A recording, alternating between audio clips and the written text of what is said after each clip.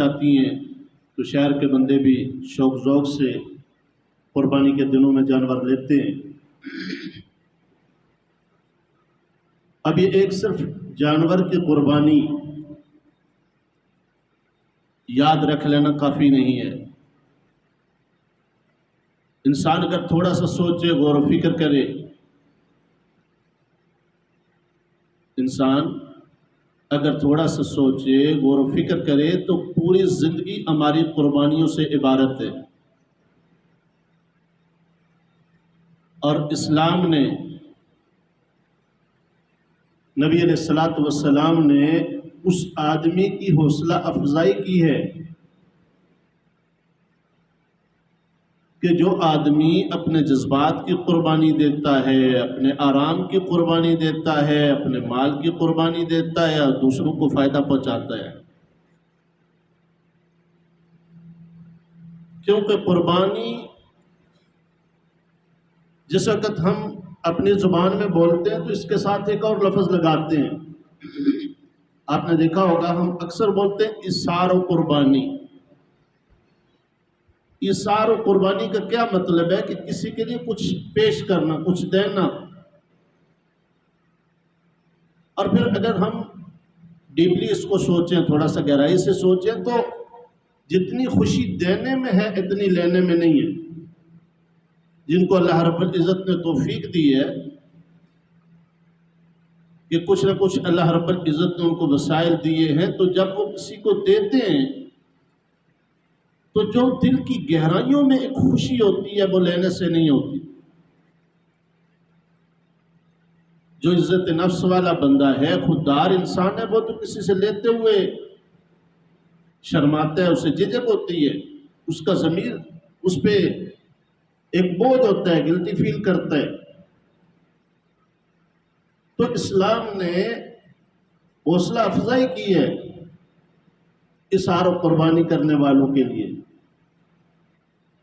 حتیٰ کہ میرے اور آپ کے پیارے نبی صلی اللہ علیہ وسلم نے ارشاد فرمایا، جو دینے والا ہاتھ ہے وہ لینے والے سے بہتر ہے۔ فرمایا دیا کرو، یہ جو تم رب کے نام پہ دیتے ہو نا، اللہ اس سے بڑا خوش ہوتا ہے۔ اور جس وقت بندہ دیتا ہے، فرمایا اللہ رب العزت کی سخاوت ایک ادا ہے، یہ جو سخاوت والی ادا ہے یہ اس کو اتنی پسند ہے کہ جو بندہ دوسرے کو دینے کا جذبہ رکھتا ہے، دوسرے کو معاف کرنے کا جذبہ رکھتا ہے، دوسرے کے لیے وقت نکال کے اس کے کام کے لیے چلتا پھرتا ہے، مال خرچ کرتا ہے، فرمایا دنیا کے اندر یہ تھوڑی سی مشقت کرتا ہے تو قیامت کی ہمیشہ ہمیشہ والی جو مشقت ہے اللہ پاک اس بندے سے دور فرما دیتے ہیں۔ تو یہ جو اثار و قربانی ہے، اسلام نے اس کی حوصلہ افزائی کی ہے۔ ہم تو صرف جانور قربان کرنا قربانی سمجھتے ہیں، حالانکہ یہ سال میں ایک دفعہ آتا ہے، اور جو دوسری قربانی ہے وہ روزانہ اللہ رب العزت ہمیں کرنے کا حکم دیتے ہیں۔ حضور صلی اللہ علیہ وسلم کا مبارک دور ہے، ایک مسافر آ جاتا ہے، حضور صلی اللہ علیہ وسلم کی کچہری میں ایک صحابی بیٹھے ہیں، اور وہ مسافر آ کے عرض کرتا ہے، اے اللہ کے حبیب، دور سے سفر کر کے آیا ہوں، بھوک نے ستایا ہے۔ آپ صلی اللہ علیہ وسلم نے پیار سے اپنے اس صحابی حضرت ابو طلحہ کی طرف دیکھا، انہوں نے عرض کیا، یا رسول اللہ میں اسے لے جاتا ہوں، میں اسے کھانا کھلاتا ہوں۔ گھر لے کے گئے، اور حضور نبی رحمت صلی اللہ علیہ وسلم کے اس مہمان کو جب گھر لے کے گئے تو پوچھا گھر والی سے، کچھ ہے کھانے کے لیے؟ اس نے کہا، سر 2 روٹیاں ہیں، 2 بچے بھی ہیں، میاں بیوی خود بھی ہیں۔ تو کہنے لگے، ایسا کرو بچوں کو کسی طرح بہلا پھسلا کے سلا دو، اور خود چراغ ٹھیک کرنے کے بہانے، اس وقت لائٹ جو ہے وہ چراغ کی صورت میں ہوتی تھی، چراغ ٹھیک کرنے کے بہانے سائڈ پہ چلی جانا، ابھی پردے کی آیات نازل نہیں ہوئی تھی، اور میں اندھیرے میں منہ ہلاتا رہوں گا، گویا اس کے ساتھ شامل ہوں تاکہ ہمارا مہمان جی بھر کے کھا سکے۔ اللہ اکبر، قربان جائیں۔ یہ تجویز اپنی بیوی کے سامنے رکھ کے مہمان کو لے کے آئے، کھانا کھلایا، صبح فجر کی نماز پڑھی حضور کے ساتھ۔ حضور صلی اللہ علیہ وسلم دیکھ کے مسکرائے، فرمایا میرے صحابی، رات کی جو تیری مہمان نوازی تھی نا، رب کو بڑی پسند آئی ہے، رب کو بڑی پسند آئی ہے۔ اور صرف پسند نہیں آئی، فرمایا اللہ نے قرآن اتارا ہے، فرمایا وَيُؤْثِرُونَ عَلَىٰ أَنفُسِهِمْ وَلَوْ كَانَ بِهِمْ خَصَاصَةٌ۔ فرمایا اے میرے محبوب، تیرے ان یاروں میں یہ کتنی پیاری ادا ہے کہ یہ دوسروں کے لیے قربانی دے کے اپنا پیٹ کاٹ کے دوسروں کو کھلاتے ہیں۔ تو قربانی صرف بکرے کے گلے پہ چھری چلانا یا جانور کو ذبح کرنا قربانی نہیں، اسلام پوری زندگی قربانی سکھاتا ہے۔ اور ہم اگر اپنے گرد و پیش میں دیکھیں، اپنے گھروں میں دیکھیں، تو وہ گھر جس میں ایک دوسرے کے لیے قربانی کا جذبہ ہوتا ہے، بھائیوں میں، بہنوں میں، اس قربانی کے جذبے کی خاطر جس وقت قربانیاں دی جاتی ہیں، گھر جنت کا نظارہ پیش کرتا ہے، دنیا ہی کے اندر سکون کا نظارہ پیش کرتا ہے۔ اور جس وقت گھروں میں صرف میں ہو کہ میرا حق مجھے نہیں دیا، فلاں نے مجھے یہ نہیں کیا، یعنی لینے کی فکر ہو، تو پھر وہاں جھگڑے ہوتے ہیں، وہاں فسادات ہوتے ہیں۔ آج ملک پاکستان فسادات کی اماجگاہ کیوں بن گیا؟ جانور تو ہر گلی میں باندھے ہوئے ہیں، جانور تو سب نے لیے ہوئے ہیں، چھریاں تیز کی ہوئی ہیں، لیکن وہ جو قربانی کا جذبہ اللہ رب العزت پیش کرنا چاہتے تھے اس بندے کے لیے، مثال کے طور پہ دیکھو ابراہیم کی پوری زندگی قربانیوں سے عبارت ہے۔ میرے محبوب نے پوری زندگی قربانی دی، دوسروں کے لیے سکھ پیش کیا۔ میرے محبوب کے گھرانے والوں کو دیکھو، اہل بیت کو دیکھو، صحابہ کو دیکھو، انہوں نے تو اپنے پیٹ کے اوپر پتھر باندھ کے دوسروں کے لیے قربانیاں دیں۔ اور جس وقت یہ قربانیاں دیں تو صحابہ کرام میں سے کوئی ایسا نہیں تھا جس کی زبان پہ شکوے ہوں، شکایات ہوں۔ آج جس طرح ہم شکوے شکایات کرتے ہیں، ایسا اس دور میں کوئی نہیں ملتا۔ کیوں؟ جب دینے کا جذبہ تھا تو اللہ نے سب کے دلوں میں سکون نازل کیا ہوا تھا۔ تو یہ جو قربانی ہے، یہ روزانہ کی بنیاد پہ ہم دیکھتے ہیں۔ ماں باپ کو لے لیجئے، ماں باپ قربانی دیتے ہیں تو تب اولادوں کے گھر بستے ہیں، تب اولادیں کسی قابل بنتی ہیں، تب اولادیں جا کے کسی ایک سٹیٹس پہ، مقام پہ جا کے عزت کے ساتھ زندگی گزارتی ہیں، جب ماں باپ قربانی دیتے ہیں۔ ماں باپ اپنا پیٹ کاٹ کے بچوں کو پالتے ہیں، صبح سے شام تک ماں گھر کے کاموں میں بچوں کے لیے قربانی دیتی ہے، اپنے آرام کی، اپنے وقت کی، اپنی صحت کی۔ اور والد صاحب صبح سے شام تک محنت مزدوری کرتے ہیں، اور پھر جا کے انہیں جو کچھ ملتا ہے بچوں کے لیے خرچ کرتے ہیں۔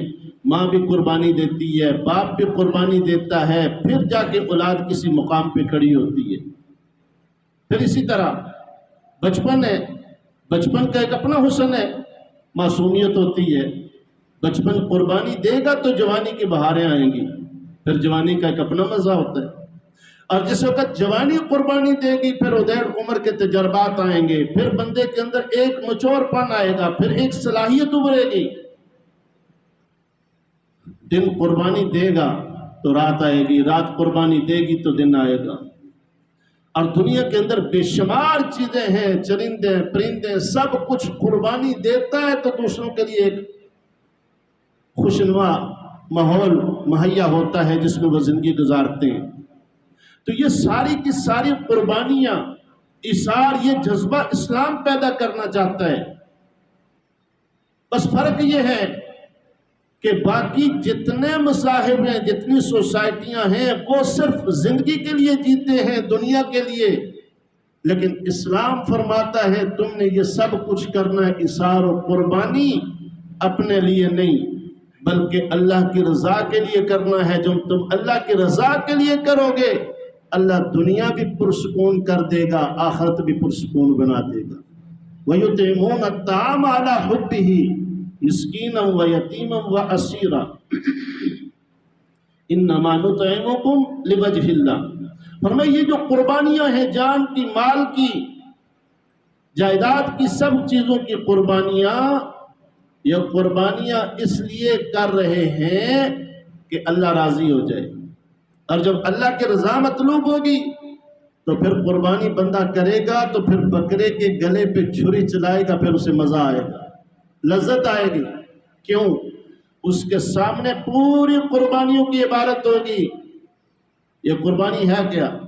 صحابہ نے پوچھا، اے اللہ کے رسول کہہ دیجئے صلی اللہ علیہ وسلم، اے اللہ کے رسول صلی اللہ علیہ وسلم، ما هذه الاضاحی، یا رسول اللہ یہ قربانی ہے کیا؟ اور میں سنت ابیکم ابراہیم، تمہارے باپ ابراہیم کی سنت ہے۔ حالانکہ یہ حضور کی بھی سنت ہے نا، جب حضور نے کیا حضور کی بھی سنت بن گئی، لیکن ابراہیم علیہ السلام کی طرف اشارہ کیوں کیا؟ اس لیے کہ اللہ رب العزت نے قرآن پاک اتار کے ابراہیم علیہ السلام کی پوری زندگی سامنے کر دی، فرمایا وہ دیکھو نا میرا خلیل، شروع سے لے کے بچپن سے لے کے بڑھاپے تک ساری زندگی قربانیاں ہی دیتا رہا۔ فرمایا وَإِذِ ابْتَلَىٰ إِبْرَاهِيمَ رَبُّهُ بِكَلِمَاتٍ فَأَتَمَّهُنَّ۔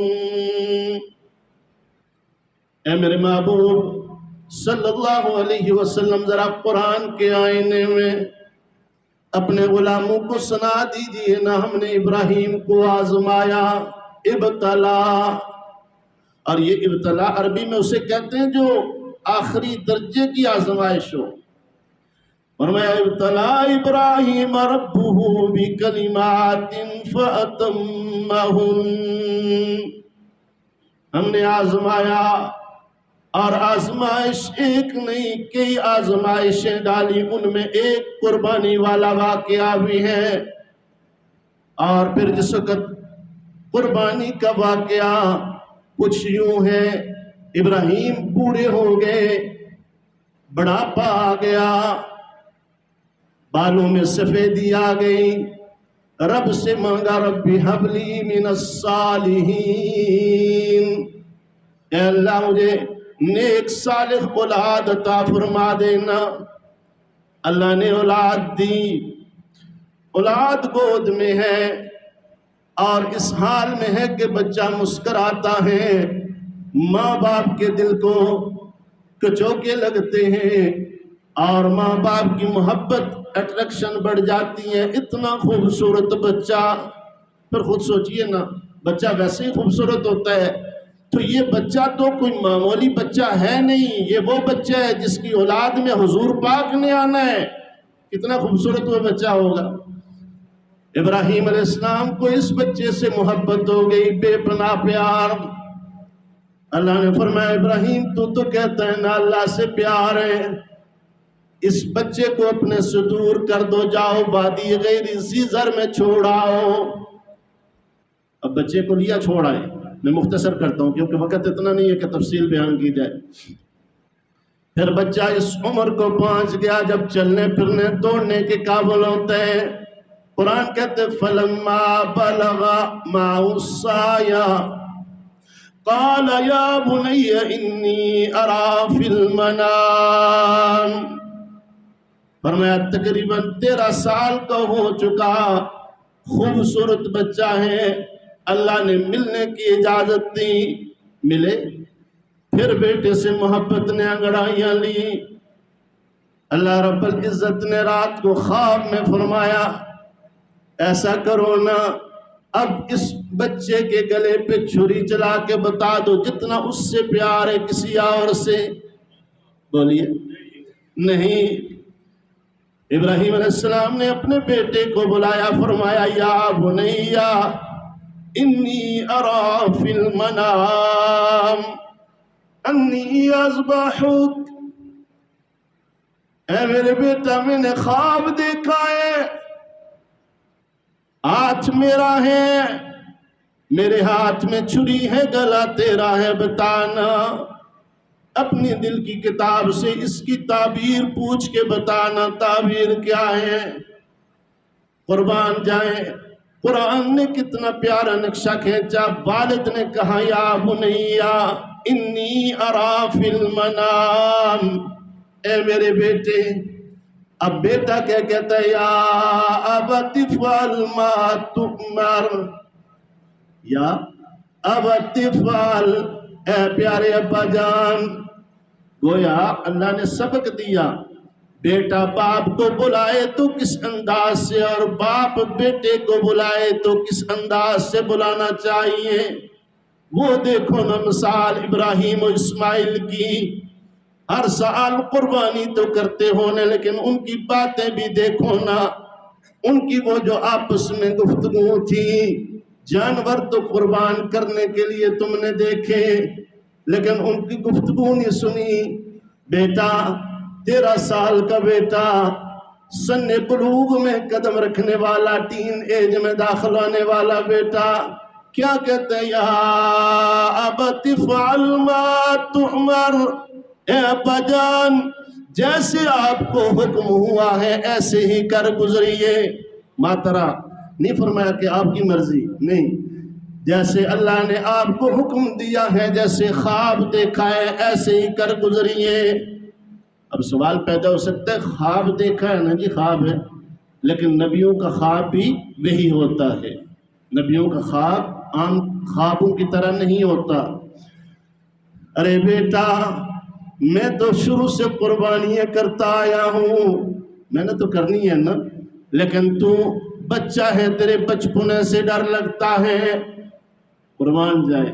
حضرت اسماعیل کہنے لگے ستجدنی انشاء اللہ، ستجدنی انشاء اللہ من الصابرین۔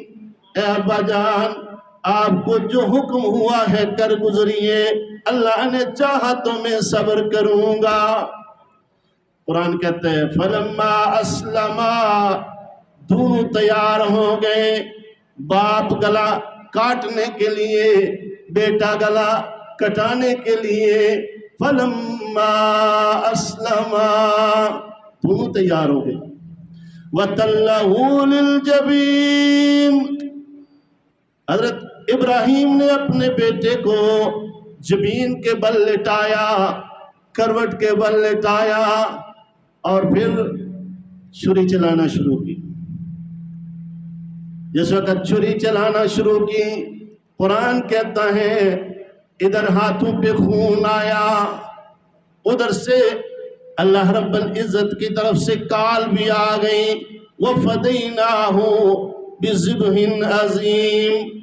اب ہاتھوں پہ خون آیا، اللہ نے فرمایا قد صدقت الرؤیا، قد صدقت الرؤیا، اے میرے خلیل آپ نے اپنا خواب سچ کر دکھایا۔ آنکھیں کھولی، دیکھا جانور تڑپ رہا ہے، بیٹا سامنے کھڑا مسکران ہے۔ یا اللہ یہ کیا، میں نے تو بیٹا لٹایا تھا نا، اسے ذبح کرنا چاہا تھا، بیٹا تو سامنے کھڑا مسکرا رہا ہے، جانور تڑپ رہا ہے۔ اللہ نے فرمایا وَفَدَيْنَاهُ بِذِبْحٍ عَظِيمٍ قَدْ صَدَّقْتَ الرُّؤْيَا إِنَّا كَذَلِكَ نَجْزِي الْمُحْسِنِينَ۔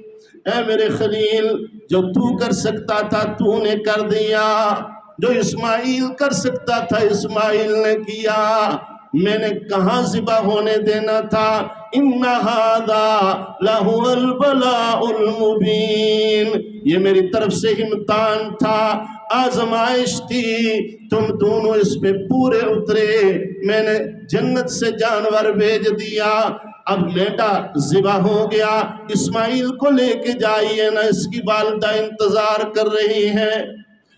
اب یہ ساری کہانی ہمیں کیا بتا رہی ہے کہ دونوں باپ بیٹا گفتگو جو کر رہے ہیں، اس گفتگو میں اللہ کی رضا، اللہ کی محبت شامل ہے، رجوع اللہ شامل ہے، اور اپنی مرضی شامل نہیں ہے۔ مسلمان جس وقت قربانی کرتا ہے، ابراہیم علیہ السلام کی پوری زندگی اس کے سامنے ہونی چاہیے، صرف جانور کے گلے پہ چھری نہیں چلانی، اپنے دل پہ بھی چھری چلانی ہے، اپنے جذبات پہ بھی چھری چلانی ہے۔ یا اللہ میں اپنے جذبات کو پیچھے کرتا ہوں، آپ کے اور آپ کے حبیب کے احکامات کو آگے کرتا ہوں۔ جس طرح آپ نے فرمایا، آپ کے حبیب نے فرمایا، اس طرح زندگی گزاروں گا۔ پھر میرے بھائیوں اور دوستوں مزہ آئے گا اس قربانی کا۔ جس وقت اس جذبے سے قربانی کی جائے گی، میرے اور آپ کے پیارے نبی صلی اللہ علیہ وسلم نے فرمایا جانور کے گلے پہ چھری رکھی جاتی ہے، اس جانور کو اللہ اتنا قبول کرتے ہیں کہ اس کے جسم سے خون کا قطرہ نکلتا ہے، ابھی زمین پہ نہیں پڑتا کہ قربانی کرنے والے کے اللہ پچھلے تمام گناہوں کو معاف فرما دیتا ہے۔